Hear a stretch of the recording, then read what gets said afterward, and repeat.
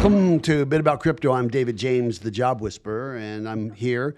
It must be 2 o'clock Pacific time on a Sunday if you're listening to us out there in YouTube, Spotify, or Apple iPod, or Apple Podcast Land. And I'm here once again with my co-host, Robo-Recruiter, Dave Hampton. Talk about it. How's it going? What have you been doing? Just life. What have you been recruiting on? What have I not been recruiting on? Yeah, right. That's the question, right? So non-technical, technical, we got... All in the blockchain space. Yeah, blockchain engineers, developers, front end, back end, side end, Yeah, so for our audience, as you know, marketing managers. We're recruiters, and we actually own Blockchain Recruiters. And for the longest time, David and I recruited oil and gas, right, for a while. And together we recruited in commercial construction. And we just... when I caught the bug so hard about Bitcoin and blockchain, I said, we got to just recruit in the blockchain space. And we shuttered our construction practice, and we're 100% blockchain. And the genesis of this podcast was... And a few factors, I think, led to that, right? Talk about it. I think COVID. Yeah, COVID. I think COVID was a silver lining, if you ask me. I think, there's, as much as it shuttered a little bit of our revenue, it opened the doors up to blockchain and to other avenues that could diversify us for the better. Yeah, but for me, I just... Plus, construction was on its way down. It still is. And I hated it. I mean, I love blockchain. And I always say to people, if you love what you do, you will be happy, right? Mm-hmm. Or what you say... Yeah. Never work a day in your life. Never right? work a day in your life. And I just couldn't pick up that 5,000-pound phone and say, hey, you want a job as a traveling superintendent building an Amazon warehouse? It wasn't like that prior to COVID. I'm just saying. I know it, but it became like that after COVID. Well, yeah. For whatever reason. A lot of things came like that after COVID. So well, not blockchain. Not blockchain, though. Blockchain went the other way. Blockchain grew on me like a chia pet. That's what happened. I'm just saying. And so anyhow, so the purpose of this show, everybody, is this is a human interest story. And we actually bring on what I consider to be amazing guests. And since, we're the seeker of people for a living, right? I happen to be currently on this podcast, the speaker seeker. And I got someone special today. But before we get to that, let's talk about what Blockchain Recruiters is. So unlike any recruiting firm I've ever worked worked with, created, you had to have a certain skill set. But blockchain is very different, right? So if you want a job in the blockchain space, you reach out to us at blockchainrecruiters.net. Or if you want to find me directly, you call me on Twitter. I'm at the BTC Recruiter, and I'm David James. And if you want to send an email of a resume, you can go to Dave. And I'm going to give him his. Dave at blockchainrecruiters.net. That's sure. net with I'll net. actually respond. Yeah. he will actually. Yeah. Not like me when I threw your resume away, right? Correct. Yeah, that is correct. Yeah. Well, I won't throw your resume away. Your resume was throwawayable. It just was. No, that's not true. That's a whole different story. No, it wasn't. Anyhow. Guy called me from Afghanistan. He knew I threw his resume away. I did. That's why I hired him later on. So the purpose of the show is, if you're looking for a job, you call Blockchain Recruiters. So we got that out of the way. But I'm really excited. So I'm going to ask you, before we get to our guest. Hey, so David, you like watching the news as a kid? Remember how with ABC, NBC, CBS? That was not especially, no. But it was kind of forced. If my dad he managed a controller, and he who seizes the controller seizes the power of the TV. Well, it's funny that you say that, right? Because I'm 57 years old, and you were the controller. My son said to me, "Hey, did you have a remote control TV changer when you were a kid?" And I said, "You're looking at it."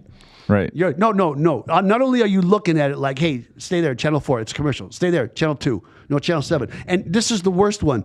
Like living up in La Habra Heights, right? In like 1975, we're broke, right? Literally, I would have to physically hold the antenna, right? Because when I would let go, it would get fuzzy. So they're making me hold the antenna. No, my dad had a solution for that. That was like the big satellite dish. Yeah, that was like the eyesore in the backyard. I think you're in a better socioeconomic thing. Anyhow, stop distracting me from what I want to say.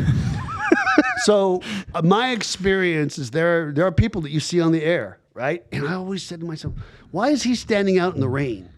right? I mean, literally, the accident is job. over. I know, I get it, right? But reporting from the courthouse. But court's not for like till Monday, right? And they go to all these kind of places. Well, there are a few people that I actually remembered. I literally remembered, and it's just so funny being the speaker seeker, right, for this podcast. I got a hold of somebody who actually was in Bitcoin, and when I finally spoke to her, I said, I remember watching you every morning when I would actually get ready for work, right? 2000. I remember exactly where I was living and what I was doing, et cetera, et cetera. And so with no further ado, I'd like to bring this show, Miss Elsa Ramon. Ramon. Can't do it very well. Ramon. I'm pretty well. Yeah, you can't roll your tongue that Well, way. that's a gene. Being able to. It is. It's genetic. It is. He actually is speaking the truth for once, you know. Yeah. But we pioneered Latin food with mayonnaise and white bread, sour cream. Yeah. Anyhow, Elsa Ramon. Hello, Davids. Yeah. So I'm David. He's Dave. So we actually. That's what he says. I go by either one. So that is so funny because my brother is David, and my boyfriend is Dave. Dave does not like to be called David, and vice versa. What's wrong with him? Seriously, what is wrong with me? I'm good with either one. You know, what's wrong with all you guys? No, he doesn't. He likes Dave. I think we're boring the listeners. I think Elsa is more interesting than Dave or David. Don't you agree, It's Dave? the first true thing you said. Right. Okay. Well, I'm working on it. Yeah, maybe I should be in the news business, right? Very few true things. Well, Ouch. I mean, I'm talking about news today. Yeah. I'm talking about the news today. Well, yeah, because back in the day, it was always true, you know? Yeah. So, Elsa, talk to us about you. So, like your genesis, like, from like 0 to 12th grade, where'd you live? What was your socioeconomic situation? I don't know. I never found it that exciting. We did here. You could probably guess the neighborhoods we lived in. We chased after the ice cream truck. Mm-hmm. We would go to the corner liquor store and buy our lemon heads, now and laters, and Boston baked beans. We took the bus, city bus to and from school. Grew up in Culver City, Venice. And I went to elementary school at a school called Westminster Avenue Elementary, and which is right on Abbot Kinney. And back then it wasn't Abbot Kinney like it is now, right? It was not the nice posh little strip of stores and boutiques. No, Venice became gentrified, right? Very much so. Right, yeah. My grandparents bought their house in 1970 off 4th and Rose, and I grew up there. Pretty much. So it wasn't what it is today, I'll tell you that, but it's still home to me. And every time I go over the hill to the west side from the valley, I feel like home. That's where I grew up. Was Casablanca's the restaurant there when you were a kid? Yeah. Yes, it was there. Casablanca's was there. That was there forever. Best handmade tortillas on planet Earth to this day. That was a place we would go to often. All the Lucky grocery stores that were around there off Lincoln, and yes, all that stuff. The car wash that's up Lincoln when you're heading back towards the 90. Right. The car wash was there forever. Anyway, the Conroy's Flowers. I remember all of it growing up in those streets there. So that's where I grew up. Had a teenage mom. She was 15 when she had me, 17 when she had my brother, and 21 when she had my sister. So, life was pretty interesting as a kid. Wow. It was more like having a sister instead of a mom. Yeah, I understand. So, that's fascinating. But so when you got done with high school, right? Because you're a newscaster, and I recognize you from the news, and I mean you were a newscaster, right? And much of your career is that. What did you actually find yourself actually thinking about? Hey, this is what I'm going to be like around the junior or senior high school. Was it I'm going to college? I'm not going to college?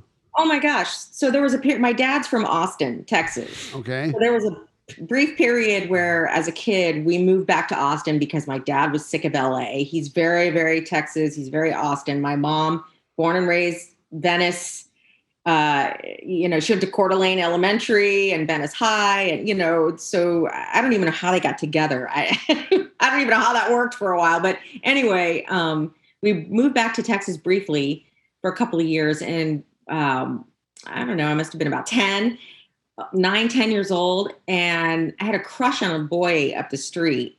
And I didn't know his mom was a producer for a kids news show called Kids World. Well, apparently she thought I'd be good to try out for it. And she asked my parents if I could try out to be a kid reporter. And so my parents let me do it. How old are you? How old are you when this is happening? I was really 10. Okay, go on. So fifth 10, grade? 11 years old. Go on. 5th grade, so. So you went down to the NBC affiliate in Austin and did the tryouts, and they picked 12 kids, 6 kid anchors and 6 kid reporters. So I got to do a little bit of both. And at 10 years old, I was going out to stories with a producer and a photographer, shooting stories and sitting in the edit bays afterwards and going through the whole process of putting together a story and voicing a story. So it was at that point, I was like, this is really fun. I'm meeting so many cool people and seeing all these interesting things and going around with these news crews. Like, wow, this is like next level stuff, as a 10-year-old kid. Yeah, fantastic. Just especially as someone who's, parents are struggling and there's not much. And, I think that at that time, my parents would probably get mad at me for saying this, but there was a time that, we moved into a new house and we were renting a house, and for a while we didn't have a refrigerator or a stove. So we had a cooler and we were eating like McDonald's, and then, our cooler, just a regular cooler was our fridge for a while because my parents didn't have the money to get those things over from the Rent-A-Center. Right. Yeah. I get back it. in those days. Back in the day. So the fact that it was just mind blowing to me that I'm running around doing all these things with producers and photographers and then going home and nobody, you know what I mean? That was just kind of how we lived for a couple of months because, my parents were struggling. So it was mind blowing to me, but it changed my course and my path forever. Because at that point, I really thought I was going to be a doctor or a veterinarian or something, a nurse, something like that.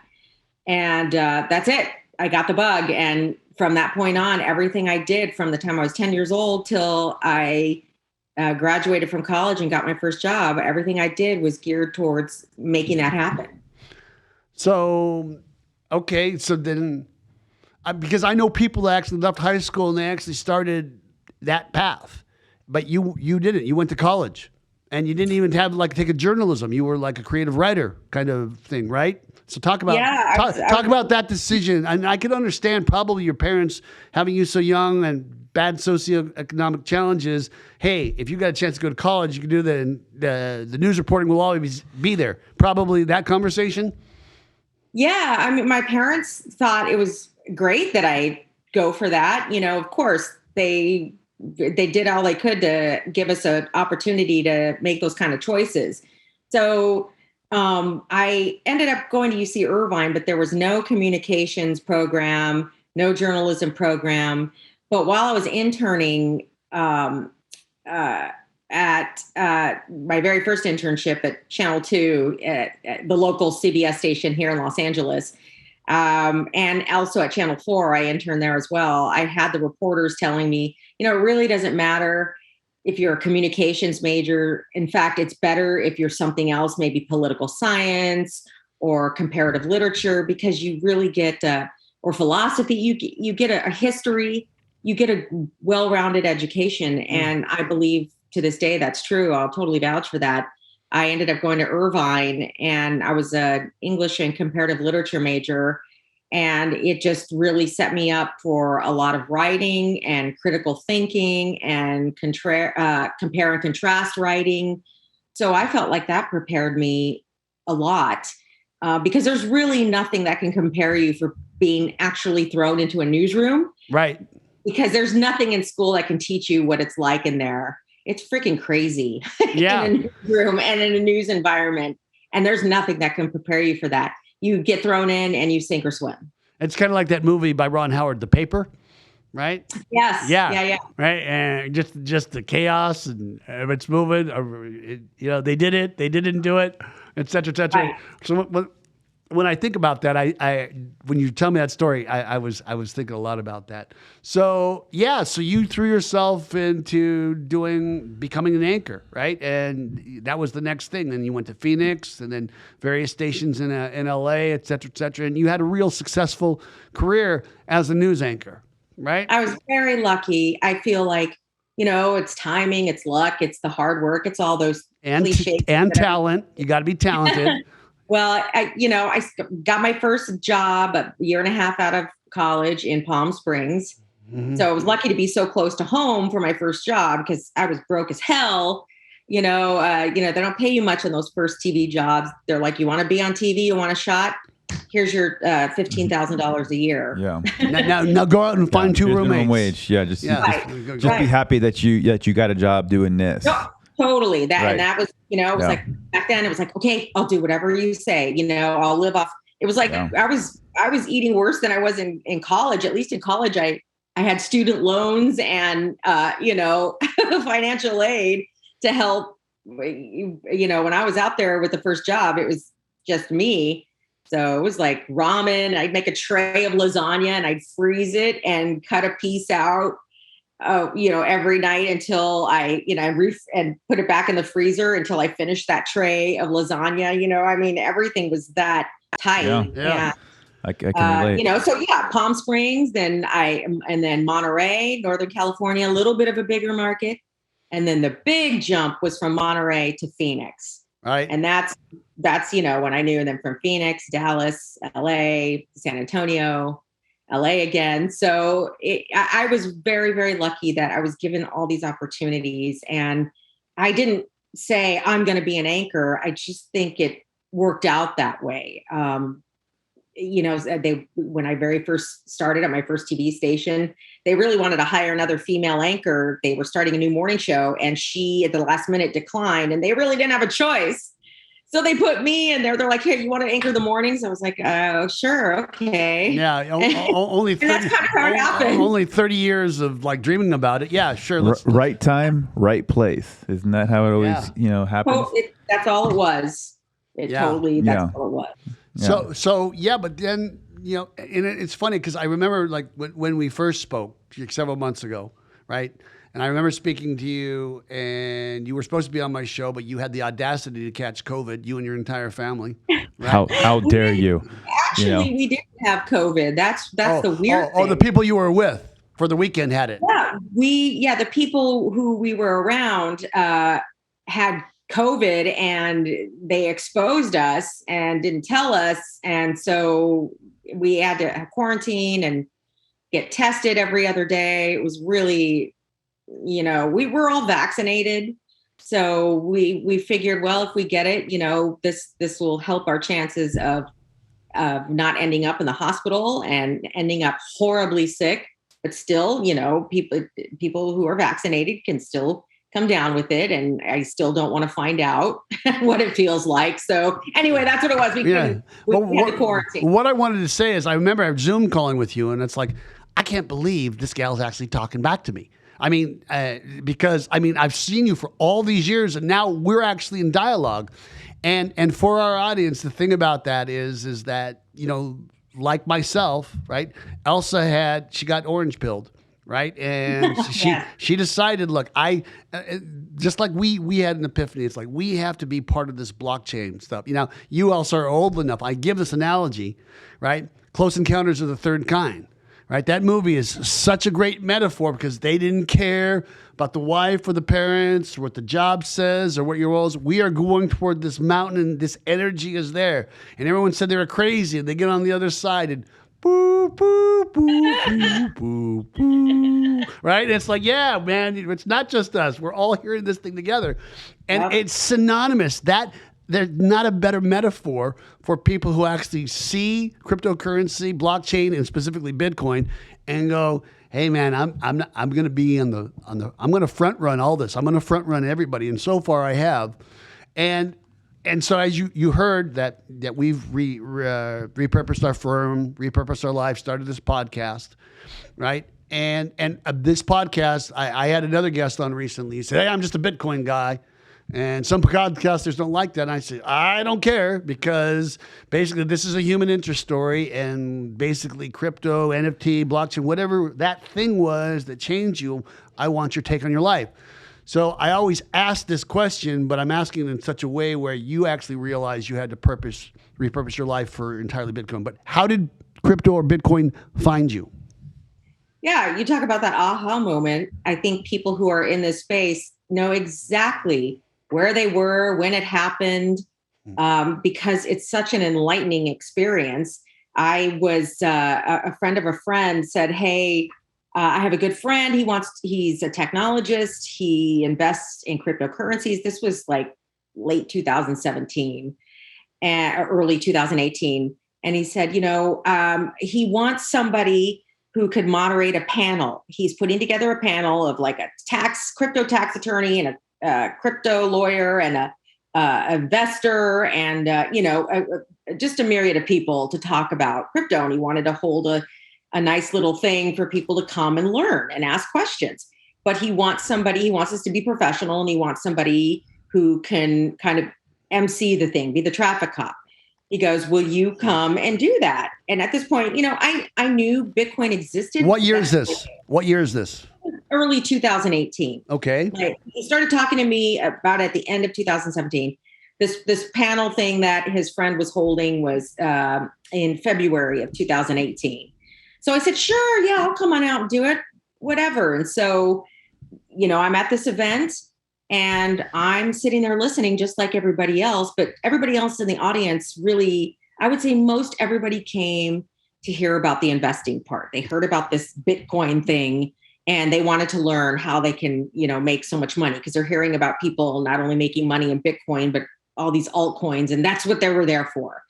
But while I was there introducing each speaker and in between speakers, I was actually listening to all these people, what they had to say.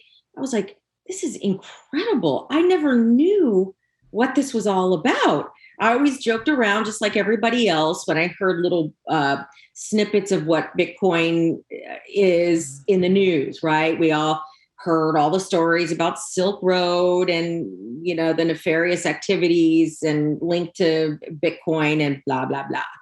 That narrative had been going on for several years at that point.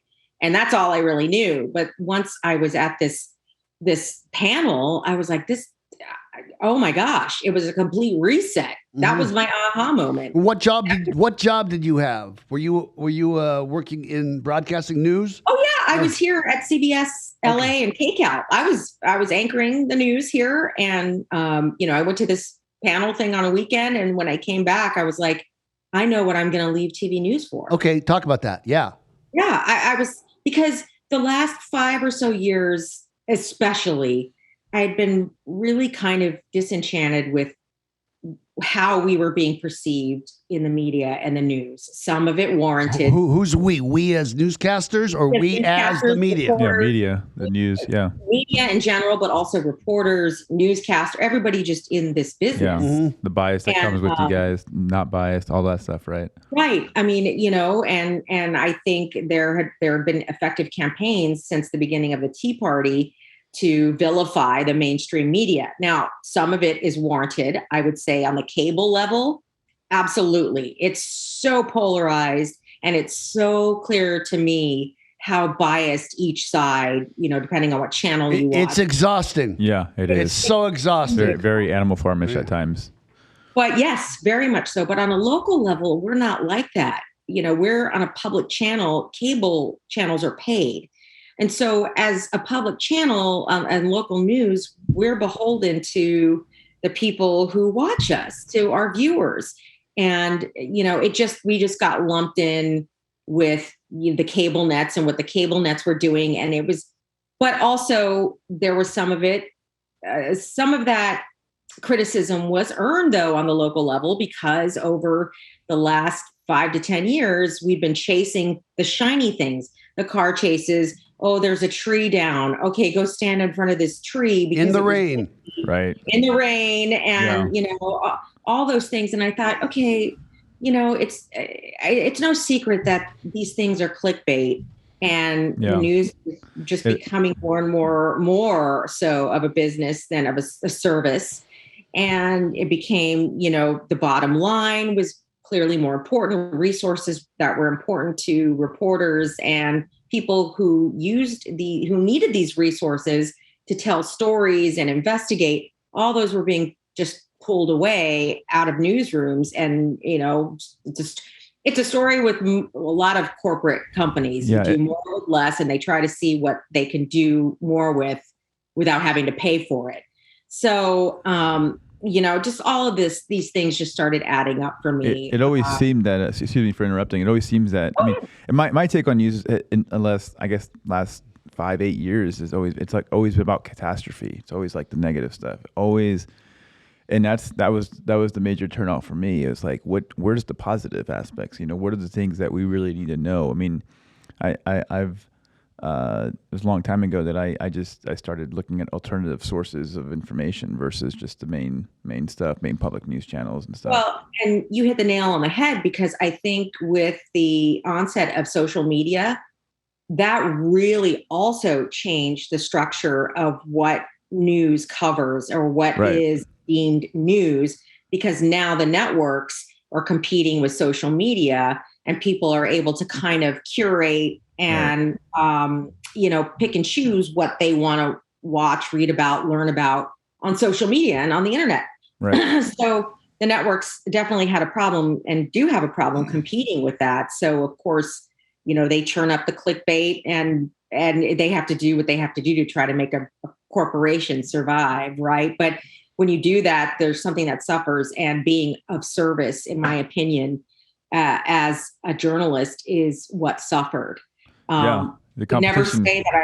I can never say I was miserable. I am so grateful for every opportunity I've ever had, and it has been an incredible journey.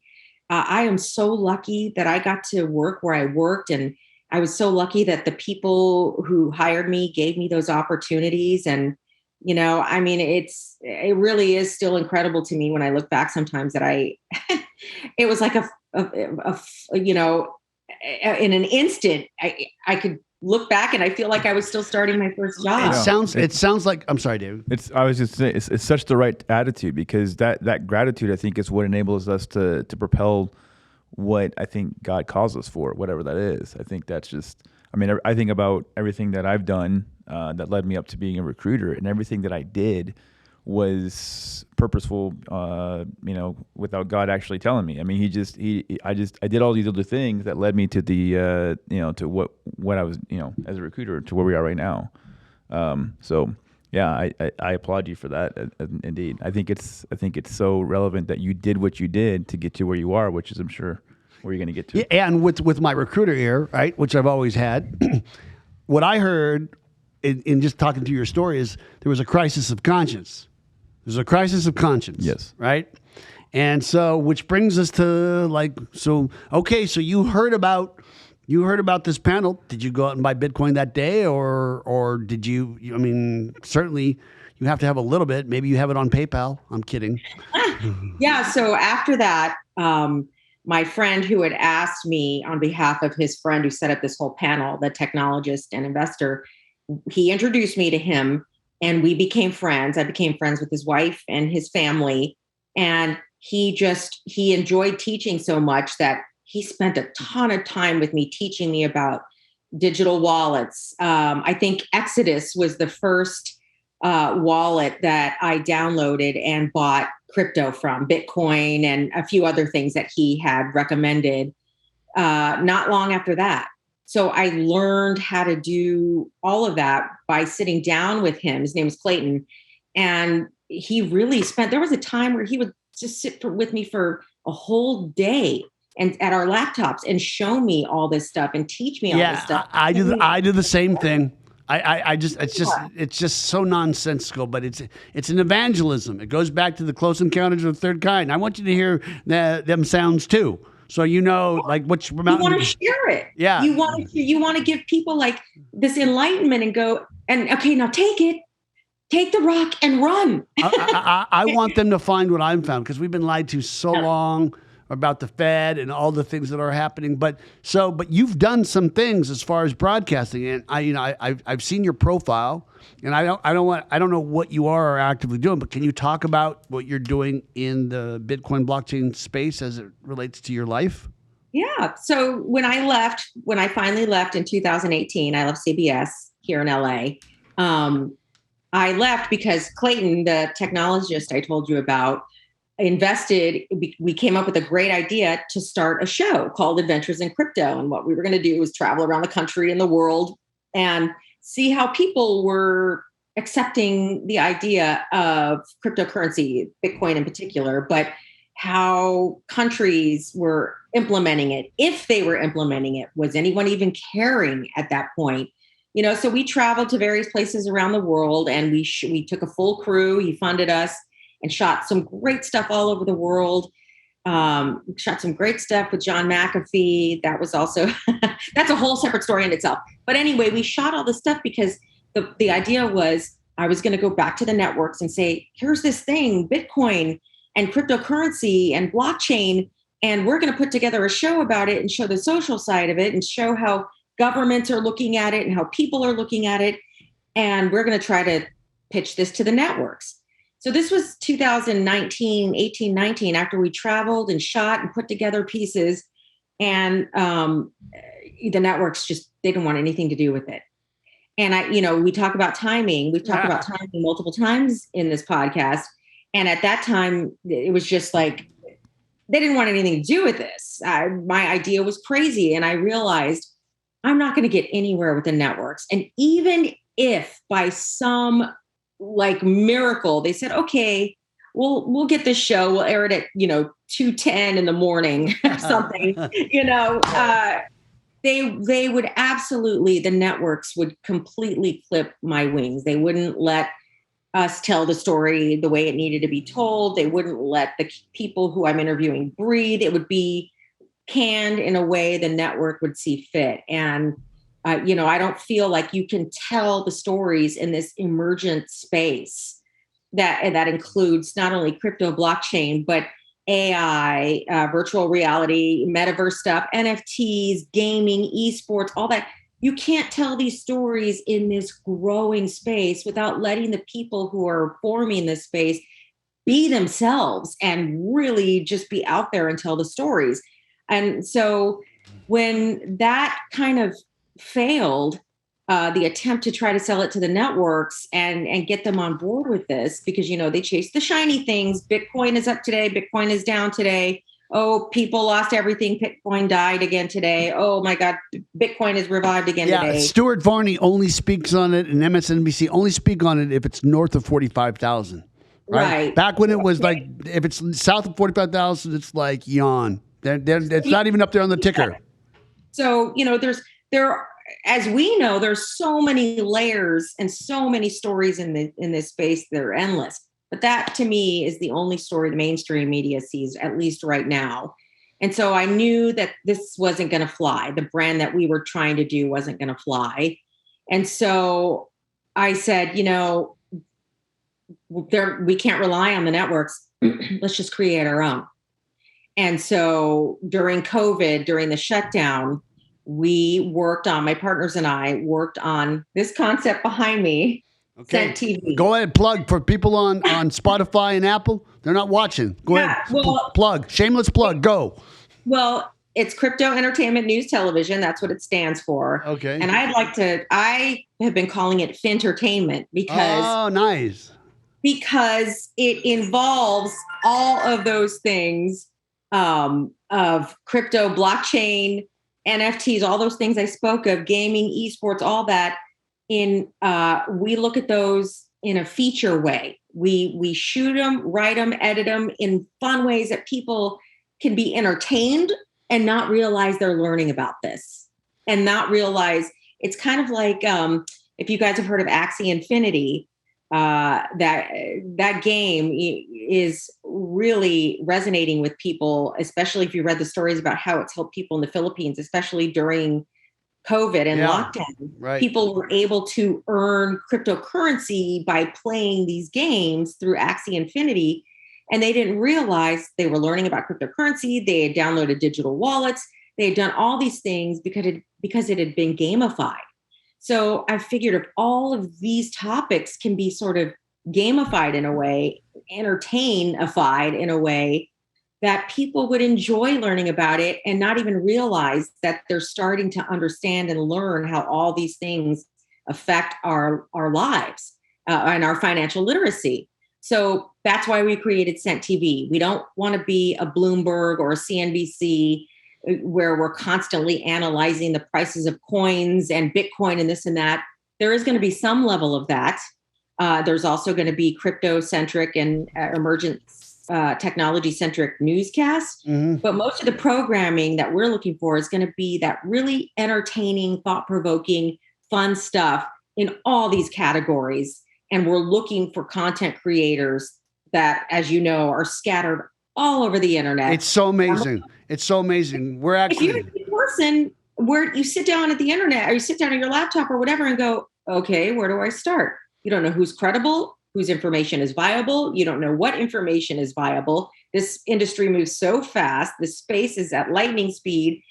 We want to be that hub. Yeah, but let me say it to you this way, Elsa. The thing about it, credible or not credible, you got three kinds of people, right? Those that are there. Brian Armstrong, right? Jesse Powell, right? The founders of Coinbase and Kraken. They've arrived. They're there. They're OGs as far as that space, right? And then there are the people that, hey, I've got an idea, right? And then there's everybody in between. But the thing about it is the bastion of ideas and the ability to actually execute on them is unlike nothing we've ever seen in any of our. We didn't see it in the Industrial Revolution. We didn't see it in the technical revolution. I mean, so the .com. We didn't see it. Yeah, right. But now we've come to a place where anybody with a phone can make a movie, right? Yes. And now it looks damn good too. Yeah, and good ones too, right? Yeah, the whole world has changed. But based on thought provoking, I want to ask you this question: how do you see Bitcoin and blockchain and all this? How do you see it changing the job market? Well, I feel my initial reaction is I think it puts power back into the people who are in the job market as opposed to the people who control the purse strings. Absolutely. And this resonates with me as a journalist. And the whole reason why I became a reporter, journalist to begin with, from the tender age of 10 years old, it was because we were meant to help people. And I see I think Bitcoin and blockchain are, people see the utility in it as far as the store of value and a currency and all these different things. But I also believe it is an agent of change in that it inspires people. At least it inspired me to become, to gear my life again towards that of service. And I felt like what journalism was getting away from, at least television news, I felt like this space, Bitcoin, blockchain, was going to kind of get us back in that direction. So I see the spirit of journalism in this industry and Bitcoin and blockchain. It really gave me a renewed sense of hope that this is going to be a way that I'm going to be able to be of service again. And if people catch on, if we can enlighten them, people are going to see that they can break free of these chains, possibly of the 9 to 5 and the golden handcuffs of people who have, they're scared to leave their jobs because they need the health insurance and, they have families to take care of. I get it. I'm in that situation. I'm a single mom. I totally understand. It was a complete step off a ledge and a leap of faith that I took. But I can't tell you, I made a lot of money as a TV news anchor, especially in LA. I can't tell you though, right now, things are so thin because I'm on a mission here and trying to get this network off the ground, Cent TV.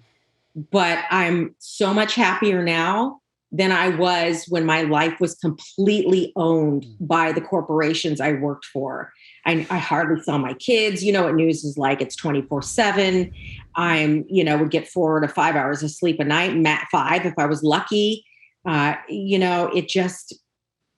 some point, I was reaching that maximum breaking point, maximum capacity. I'm just so much happier now, but I really want people to understand why Bitcoin and peer-to-peer transacting is more than just being able to pay for goods and services digitally, because we do that now. Right. Credit cards and debit cards. So let me just tell you something I've experienced in my own life.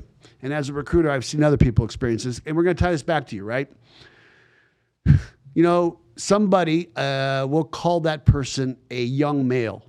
A young male, he actually comes into the workforce and he's able to buy his own car and he's able to do this thing. And he loves life and he loves himself, right? Then there's a new dynamic that comes where he, right, in this case, he finds a partner who happens to be female, in this case, and he loves her and he loves his life and he loves his job, but all of a sudden, he doesn't love the job anymore, but now there's the pressure from her, right? And then she actually has some loves like children. Then the children come and he loves her, he loves the children, and he loves the job even less, but now he can't change the job, right? Because he's now serving too many masters, right?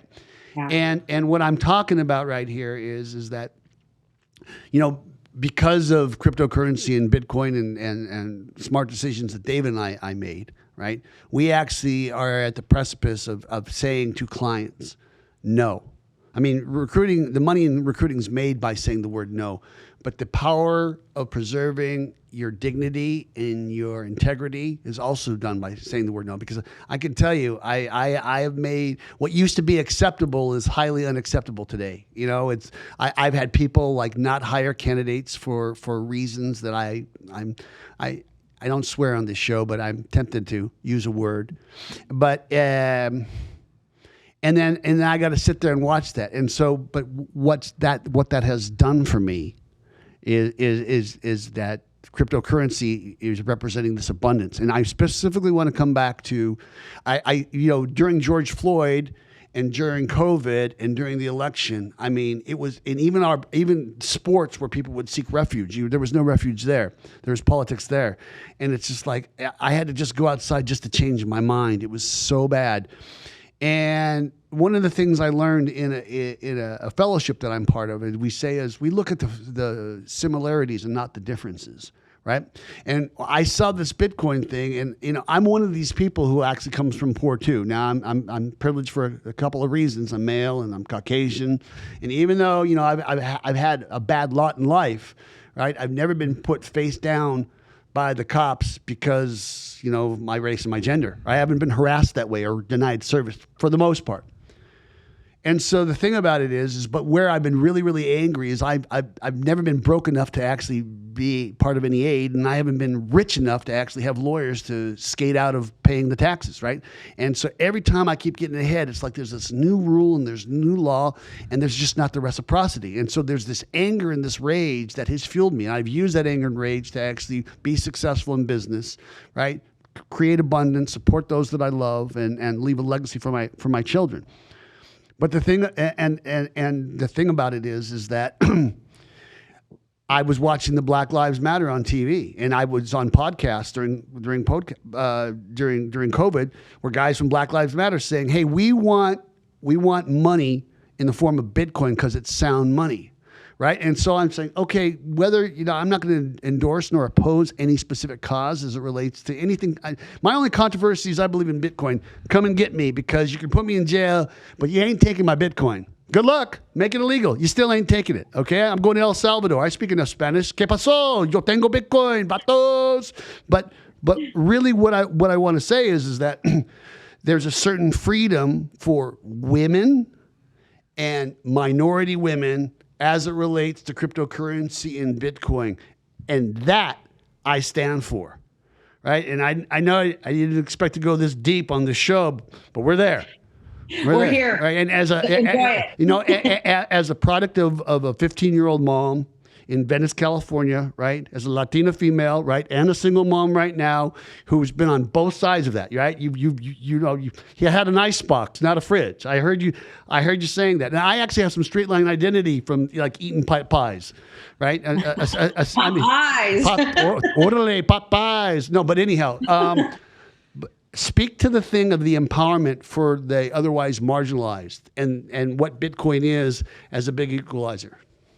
So you hit the nail on the head, and I use the word marginalized too, because I feel like in the past 3 years that I have kind of submerged myself and immersed myself in this space, I have learned, and I learned quickly early on, that Bitcoin and everything that comes with it is so much more enlightening and freeing and promising to those who are more marginalized.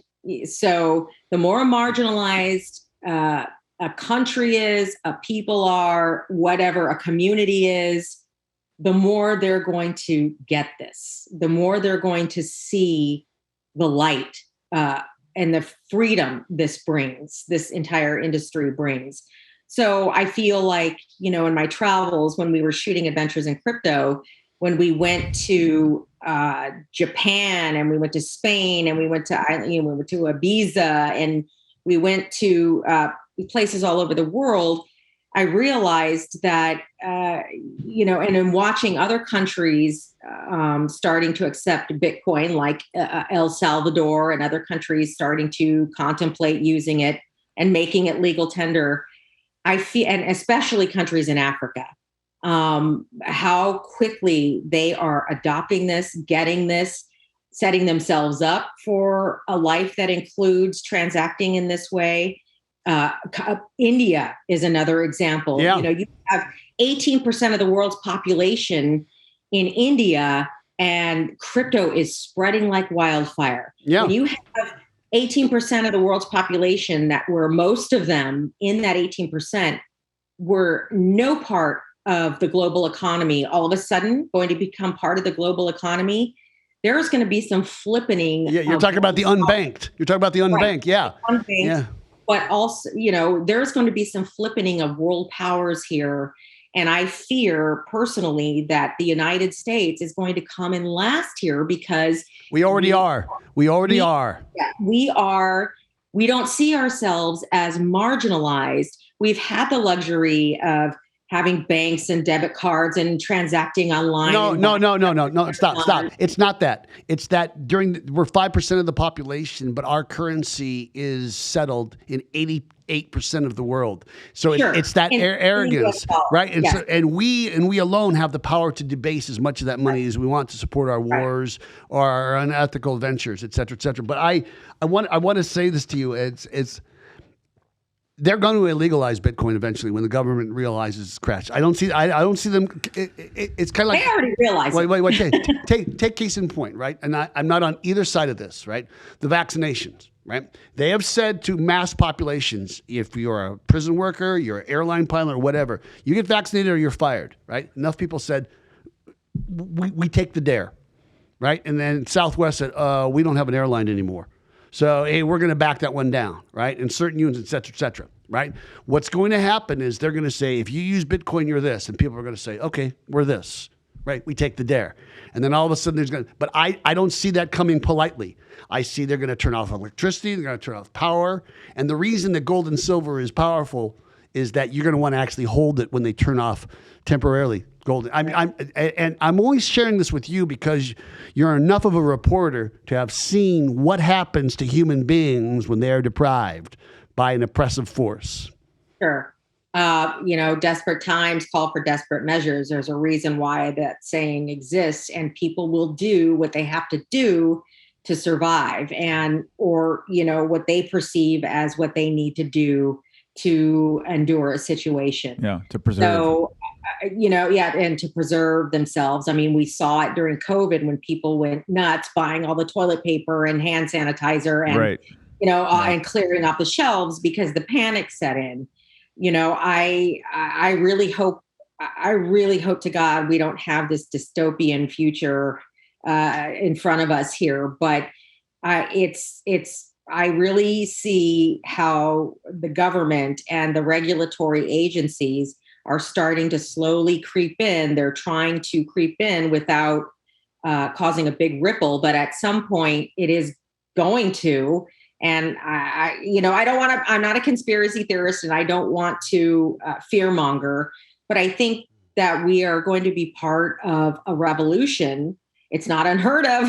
There have been revolutions throughout history since the beginning of time. And maybe we're about to be in one. What do you mean, maybe? Look around you. This is very basic. This is happening. Well, I guess you're just on the scene with your camera crew, but this is happening. But here's what's listen, going on.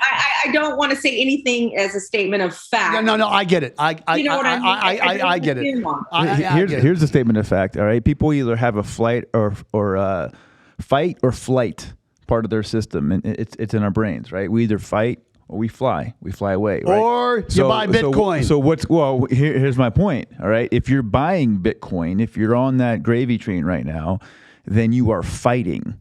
Okay, you are part of the fighting population because that's what's being invoked in your parasympathetic system right now. Point of order. Okay, it's a train, but not gravy. Point of order. So right, and by the way, David, you're right. Like my brother, David. He is the one who got me thinking about buying coins because he always buys the little gold and silver coins and has a whole bunch of that stashed away. And I thought, well, that's not a bad idea. I mean, everyone knocks on gold and gold is, boomer money and all that kind of stuff. But I absolutely agree with you. You got to have something tangible if we're going to be pushed to points where we're going to have to survive. So I'm sorry to cut you on this, but I just want you to reinforce the people who are listening. Just get a little Bitcoin. Just have some, right? Yes. Especially if you consider yourself a marginalized class. Okay, because I'm going to tell you, there's no one coming to rescue you. All right. Yeah. There's no one coming to rescue you. Okay. Yeah. I mean, look at what's potentially going on right now with Yellen talking about looking into our bank accounts at $600 because the evil are rich. And but you really think the rich are holding their money in banks right now? I mean, exactly. I mean, come on. It's ludicrous. It's never been about going after the rich. It's been about going after but squeezing the middleman. Yeah. And everyone else to hold up. But squeezing the marginalized. Yes, of course. So this is a way to flip that script. People are really getting tired of being locked down in their 9-to-5 jobs, getting paid less, to do more, and seeing less of their families, getting away from the reason why they had families to begin with. They're just getting away from this life of it's called being anti-Marxist, and more importantly, it's called being free. And more importantly, they're tired of looking down at their kids and saying, "Hey, they're going to have it worse than me for the first time since the creation of this country." Elsa Ramon, I can't thank you enough for actually just making the time, being so authentic, with your conversation with us, and so we're definitely going to have you back. And thank you. I'm honored to be here. And next time we'll have to do. I got coffee, but next time maybe we have a deeper conversation and we have martinis or wine. Or we're all about deeper conversations here at the Bit About Crypto podcast. Travis, my engineer, thank you so much. No, thank you for another week. And of course, I couldn't do it without my. I can't really call him. I'm me, the Lone Ranger, because in the you're really going to step in that again. So anyhow, Dave Hampton, the Robo Recruiter. Thanks again, and remember, eternally grateful. If you see now, you got the right attitude about what this relationship needs to be. I was waiting for it, but don't get me started. I'm not talking about you guys. Now we have to start the whole show over. I mean, come on now. I mean, if you're looking for a job, in such a rush. If you're looking for a job in crypto, call us. If you're looking for someone who's looking for a job in crypto, call us. And remember, get Whisper.